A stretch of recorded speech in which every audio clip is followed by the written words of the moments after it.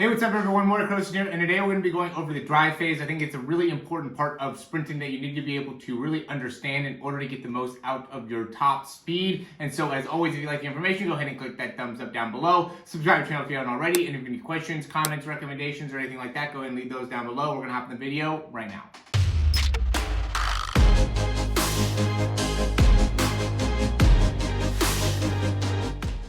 Alright, so this is just a video of me here, and as many of you guys know, I just like to use me as a way to be able to utilize examples like this, me kind of working on my drive phase, so figure I would go and show it to you here. So this is obviously the start here, and we notice what's happening in the start phase is that the foot, as you're cycling the leg through, see how the foot stays behind the knee? And that really ends up being the phases of the start, right? So as my left foot here is coming through, my foot is staying behind the knee. Right, and here we go for third step. So third step there, my foot gets even with my knee, which would be when the start phase is over, and now we're officially into the drive phase, okay? So now, once in the drive phase, what ends up changing is the foot gets a little bit higher on the push-off, right? So we can see where my foot was at before, right? And kind of the angle of when the foot is pushing off in comparison to this step now. In the drive phase, my first step on my right foot of the drive phase. So first thing that ends up happening is the foot ends up getting a little bit higher, and there ends up being a little bit longer backside mechanics there. And then what happens next is that the spine starts to raise. So again, we'll look to see where my spine was on the first time through, right? So you can see my spine position there, and then we'll see when my foot comes through this time and where my spine position is there. Right, so those are the three kind of steps that happen through. So first thing, the foot gets to knee.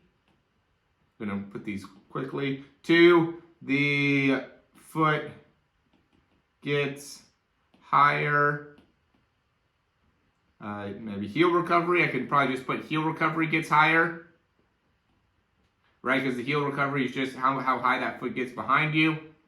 3, spine position raises, right? So that it gives you the idea of what is kind of the sequence when going through the drive phase. Now, what's important here is that when this is happening, it doesn't want to happen all at once. So it doesn't want to go from 0 to 100. You don't want to just go from, your foot starting to get out in front of your knee or foot get to your knee, and then from there immediately, push your heel all the way up towards your butt and immediately stand up. You want to slowly, incrementally increase the angles here in how you're pushing off the ground, right? So now you can see me here, I'm getting more and more with my foot out in front of me, right? And my foot out in front of the knee, driving through, a little bit higher overall recovery with the foot. You can see I'm a little bit tight in the quads, need to get better heel recovery there with my foot. And then spine position, I'm still, raising here in the spine position and even in my head position. I don't want to be all the way upright right now.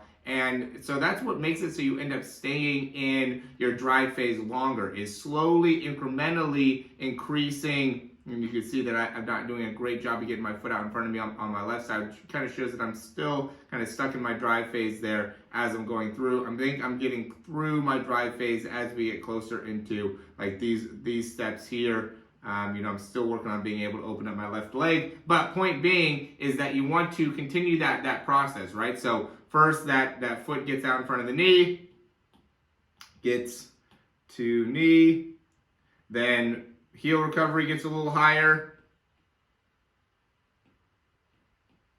then spine raises, right? And you want to continue to do that for as long as you can, right? Then your foot gets a little bit more in front of the knee, then the heel gets a little higher, then the spine raises. Then the foot gets in front of the knee a little bit more, the heel gets a little higher, and then the spine raises. So you don't want to make it so it goes from one step you're in a start phase, and then you get right into your kind of drive phase, acceleration phase, and then you get immediately into your top end speed phase. I see that a lot. The reason I'm making this video is because I see a lot of people do that with their sprinting mechanics, where they're in such a rush to get to their top speed that they just go through this building phase, right? And that's what's important about this, is that it's truly your opportunity to build speed, build speed, build speed. So now when you get to your top speed, you're in a position where you can really push the limits of what your body's able to actually produce, where if you just if you go through this really fast, now what happens is that when you get to your top speed, now you end up having to really utilize a lot of your energy to just get you to be able to cycle your legs fast and do all the parts of the running. Where when you slowly do this and do it efficiently, and I don't want to actually say slowly, let's take that back. It wants to be efficient. Right? When you efficiently do this, what happens is that your body naturally is able to get into top speed. Not to say that it's still not difficult. It still requires maximal strength and maximum power and all the necessary parts within your body to be able to get to your top speed. It's just that your body's going to be able to do it more naturally if you properly build it, right? It's not going to be, it's the same kind of thing as if you try to take off too early with the plane, right? If you don't build up the speed within the plane correctly and you try to take off, then you just come right back down. Same type of thing with sprinting here. If you try to, get yourself into top speed really early on, then your body will just end up slowing itself back down because you didn't properly build it up. So you go and you try to build it up too fast and it'll slow it back down, then you try to build it again and it'll slow it back down. Instead of if you build it correctly, and how you know you build it correctly is because you can hold that top speed more effectively for a longer period of time. And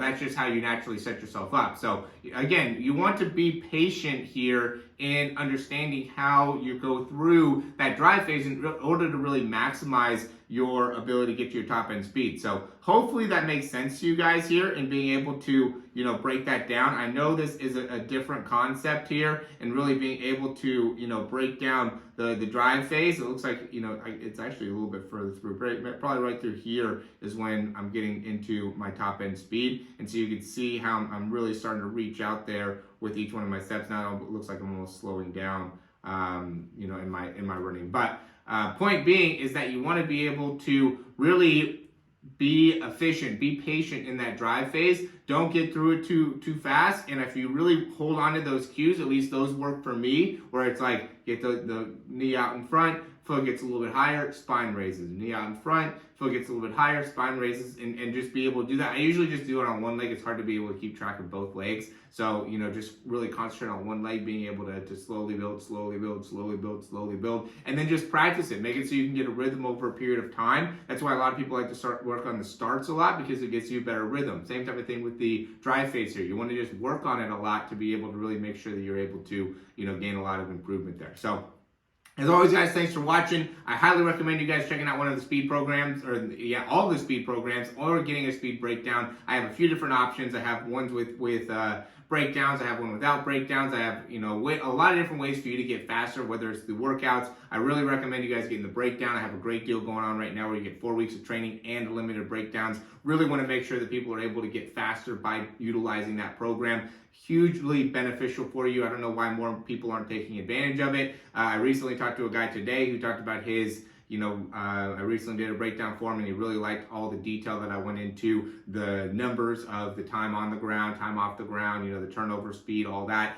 I really think that's a huge benefit for you guys. If you guys utilize that, it'll really make a big difference in understanding exactly what it is you need to do in order to improve your speed. Again, I don't know why more people aren't utilizing it and improving their ability to reach their top speed or even understand what exactly you need to work on. It's 4 weeks, you get the workouts, you get the breakdowns, you get a clear understanding of exactly what you want to do. I'm here to help you in improving your speed. I love doing it. So please, please, please, if you guys are interested, check out the description down below. We'll get started. I hope to talk to you soon. Thanks again for watching the video.